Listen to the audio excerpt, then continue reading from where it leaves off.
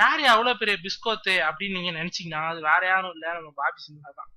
விஜய் சேதுபதியின் சூதுகவும் படத்தில் தான் பாபி சிம்ஹா ஒரு முக்கியமான ரோல்ல நடிச்சாரு. அதுக்கப்புறம் தான் அவரை பற்றி ஊர் உலகம் அறிஞ்சது. பையன் நல்லா நடிக்கிறாப்ல, நல்லா வருவாப்ல என்றெல்லாம் மகாஜனங்கள் சொன்னதில் பாதிதான் உண்மையாச்சு, மீதி பொய்யாய் போச்சு. அது காரணம் பாபி சிம்ஹாவின் படப்பிடிப்பு சேட்டைகள் தான். அவர் ஷூட்டிங்க்கு வருகிற விஷயத்தில் அவர் இன்னொரு சிம்பு என்று கோடம்பாக்கமே பொங்கி வருவது தனிக்கதை. இருந்தாலும் இவருக்கும் கார்த்தி சுப்புராஜுக்கும் மட்டும் என்னவோ உறவு, பாசம், பந்தம் எல்லாம் இருக்குப்பா. அவருடைய படங்களில் மட்டும் இவர் சேட்டை செய்வதே இல்லை. அவரும் இவரை தூக்கி பிடிக்கிற மாதிரியே கேரக்டர் தராரு. ஜிகர்தண்டா படத்திற்காக தேசிய விருதே வாங்கிவிட்டார் பாபி சிம்ஹா. பெரும்பாலும் தேசிய விருதுகளால் பெரும் வரவுகள் இல்லைனாலும் பொல்லாத பெருமை ஒண்ணு இருக்குப்பா. அதை வைத்துதான் விஜய் சேதுபதியை இடறி இருக்கிறார் பாபி.